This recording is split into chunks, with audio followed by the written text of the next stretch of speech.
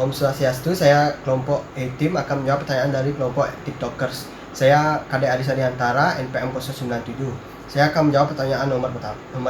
Mengapa pada identifikasi resiko antar karyawan di perusahaan Warung Babi Guling Pak Agus mitigasi resiko oleh pemilik Bapak Nyoman Sentana? Yang pertama, lebih memilih mitigasi resiko menghindar. Jawabannya, karena mitigasi resiko menghindar menurut Bapak Nyoman Sentana selaku pemilik merupakan cara mengatasi konflik yang dapat dilakukan jika isu atau masalah yang memicu konflik tidak terlalu penting dengan akibat yang ditimbulkannya.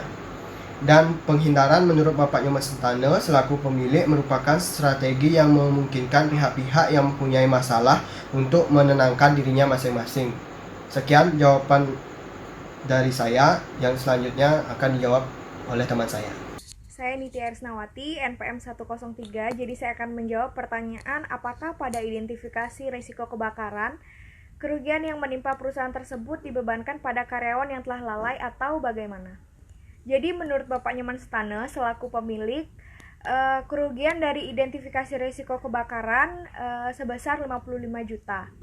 Insiden kebakaran ini menurut Bapak Nyoman Sentana tidak dibebankan oleh karyawan yang telah lalai. Karena menurutnya insiden kebakaran ini merupakan kelalaian semua karyawan, bahkan Bapak Nyoman Sentana pun merasakan dirinya lalai.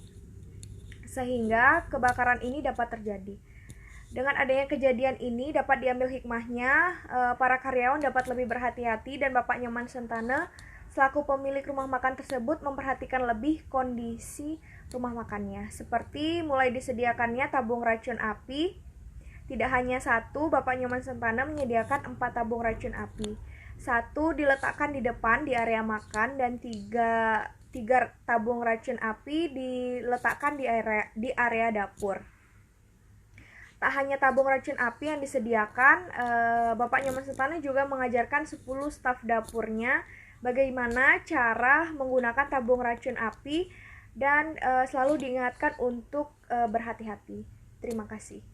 Nama saya Nikade Arianti Swastika, NPM 128. Di sini saya akan menjawab pertanyaan dari kelompok TikTokers. Saya akan menjawab pertanyaan dari Ewalda. Pertanyaannya, apa konsekuensi apabila tidak melaksanakan manajemen risiko? Pimpinan tidak memiliki pandangan tentang risiko apa yang dapat terjadi sehingga lebih banyak sumber daya yang dikeluarkan untuk memperbaiki masalah yang seharusnya dapat dihindari. Bencana akan terjadi tanpa peringatan.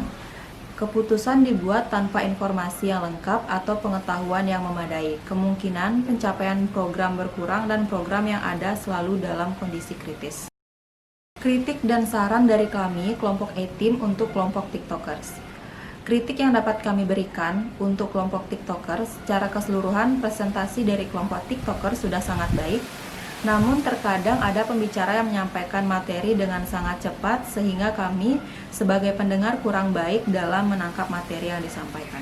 Selanjutnya, saran yang dapat kami sampaikan adalah untuk presentasi selanjutnya dalam penyampaian materi, pembicara menyampaikan materi bisa lebih pelan, berlahan, dan tegas sehingga kami sebagai pendengar memahami semua materi yang disampaikan. Sekian kritik dan saran dari kelompok kami. Terima kasih.